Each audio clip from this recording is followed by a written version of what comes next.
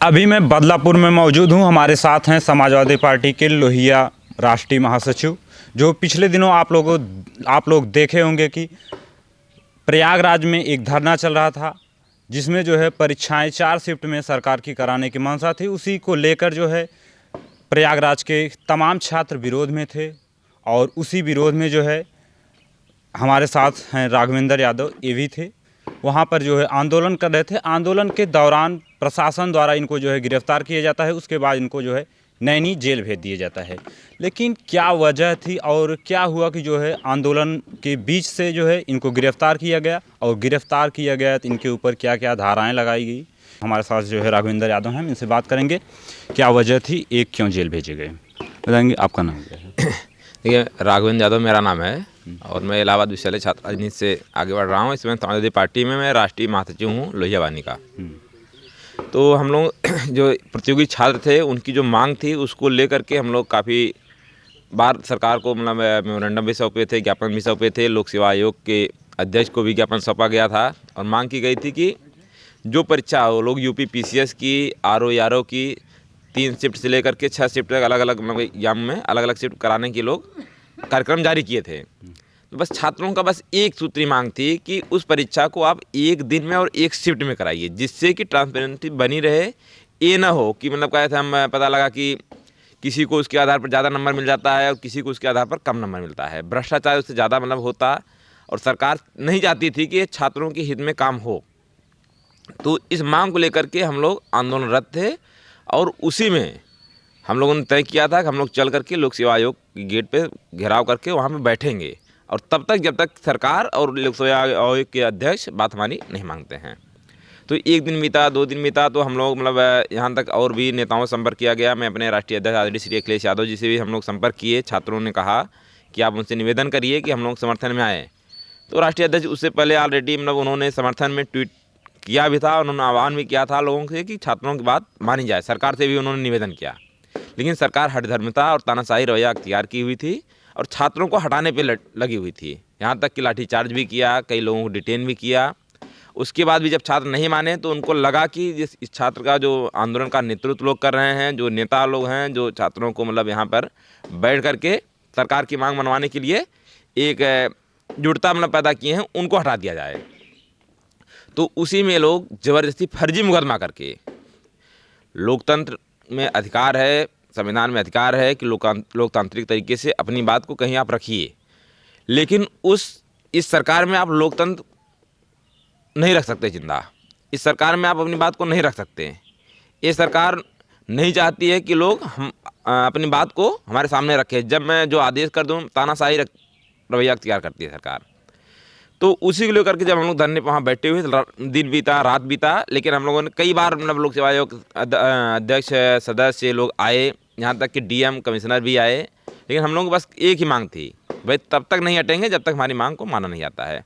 तब ये लोग फर्जी मुकदमा लाद करके हमारे ऊपर और हमारे कुछ साथियों के ऊपर हम लोगों को जेल भेज देते हैं। यहाँ तक कि जब गिरफ्तार लोग, पहली बार ऐसा हुआ कि छात्र आंदोलन करने वाला छात्र या छात्रों का नेतृत्व करता, इनको एसटीएफ से उठाया गया। और लोगों पर जुल्म जाती उठाने के बाद जिस तरीके से जुल्म जाती हमारे ही साथ होती है कि ये लोग उठाते हैं, हर 1 घंटे 2 घंटे में थाना चेंज करते हैं, रास्ते में घुमाते रहते हैं, यहाँ तक कि इनकाउंटर की भी धमकियाँ दी जाती हैं और कहा जाता है कि आप आंदोलन से हटिए, आप आंदोलन से हट जाएंगे तो आप जेल जाने से बच जाएंगे, आप प्रताड़ना नहीं सहेंगे। लेकिन जिस तरीके से जो है सरकार 3 से 4 शिफ्ट में पेपर कराना चाहती थी, इसका विरोध जो है छात्रों को था, छात्र को मंजूर नहीं था। लेकिन क्या वजह है कि उसमें जो है राघवेंद्र यादव कूद जाते हैं और का तो समर्थन करने क्यों चले जाते हैं? नहीं, देखिए, हम छात्र हैं, सबसे पहले हम छात्र हैं, उसके बाद नेता हैं।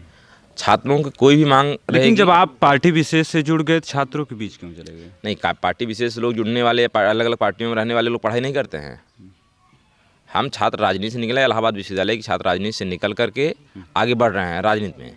लेकिन एक तरफ प्रधानमंत्री जी कहते हैं कि पढ़े लिखे लोगों को हम राजनीति में लाना चाहते हैं, और एक तरफ फर्जी मुकदमा लाद करके उनको जेलों में भेजने का काम करा रहे हैं। जो इनको विरोध में आंदोलन कर रहा है उसको फर्जी कार्रवाई हो रही है, फर्जी मुकदमे लादे जा रहे हैं। ये कहाँ का न्याय है? एक तरफ आप अच्छी अच्छी बातें करेंगे, दूसरी तरफ जब बात करने की आएगी तो वहाँ आप कार्रवाई करेंगे। मतलब आपका कहना है कि आप राष्ट्रीय महासचिव ना बन के जो है एक छात्र नेता बन के और छात्र बन के जो है उस आंदोलन का हिस्सा बने। हाँ, हम लोग वहाँ पे मतलब छात्र बन करके उस आंदोलन का, चूँकि मतलब हर आंदोलन का कोई न कोई नेतृत्व करता होता है, कोई भी कोई संगठन करता होता है, तो हम लोग उसमें अकेले नहीं थे। उसमें तमाम छात्र जो मतलब लोगों को निकाल करके 10,000, 15,000, 20,000 छात्र आ गए, रात दिन आंदोलन कर रहे थे।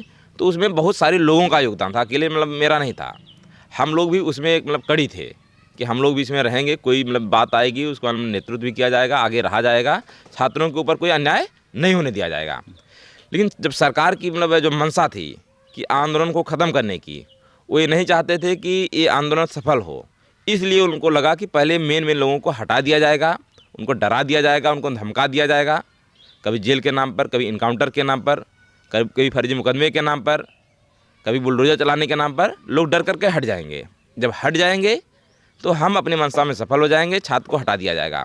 इस वजह से फर्जी मुकदमा लाद करके हमको जेल में भेज दिया गया। लेकिन जब वहाँ पर बैठे हुए छात्रों को मालूम चलता है कि राघवेंद्र यादव को गिरफ्तार कर लिया गया है, तो छात्रों ने एक सुर में कहा कि मतलब राघवेंद्र यादव अकेले नहीं हैं, हम सभी राघवेंद्र हैं और हम लोग तब तक यहाँ बैठे रहेंगे। हमने आह्वान भी किया कि ये आंदोलन तब तक जारी रखिए जब तक हमारी मांगों को पूरा नहीं किया जाता है।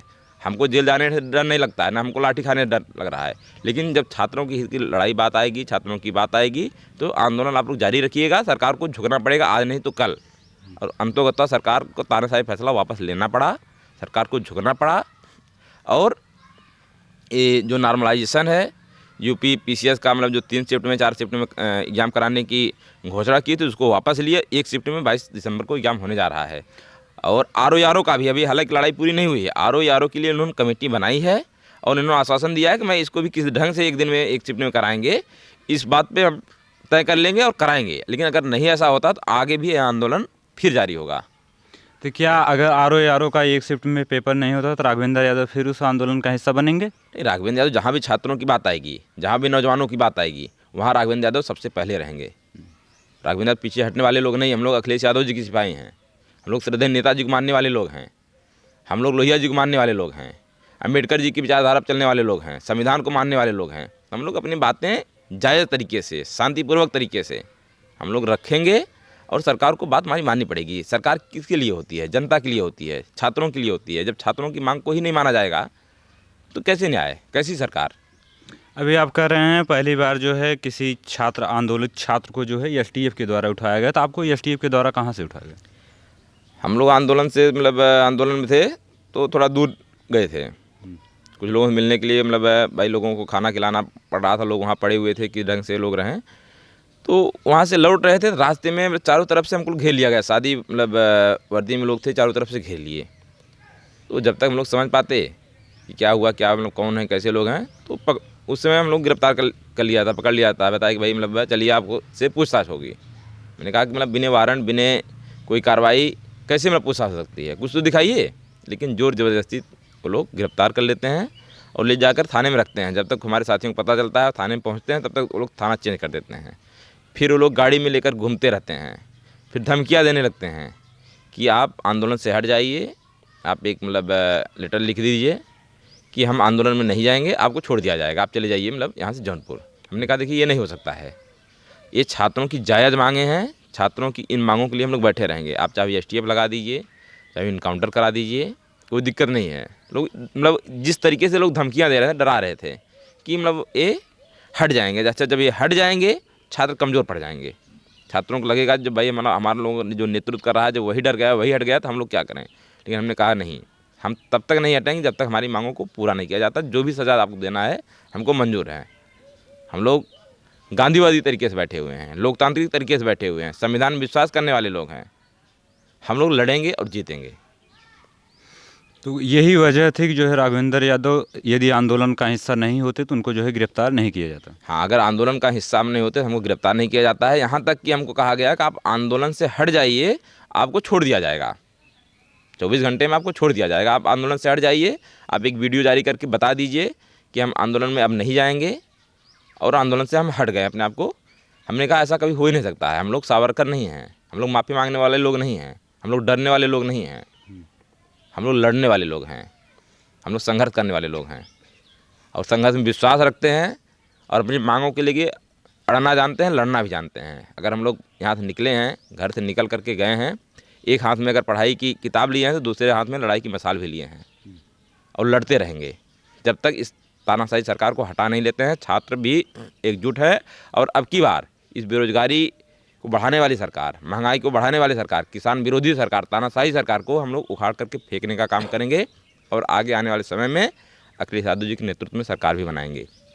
जिस तरीके से आप बेरोजगारी की बात की है तो हमें एक सवाल याद आता है कि काफ़ी लंबे समय से भर्तियां नहीं आ रही हैं, तो क्या सरकार कहती है कि हम भर्ती दे रहे हैं, लेकिन जिस तरीके से बेरोजगारी चरम सीमा पर है और उसके चलते कहीं न कहीं अपराध का भी बढ़ावा हो रहा है, तो इसका जिम्मेदार आप किसे मानते हैं?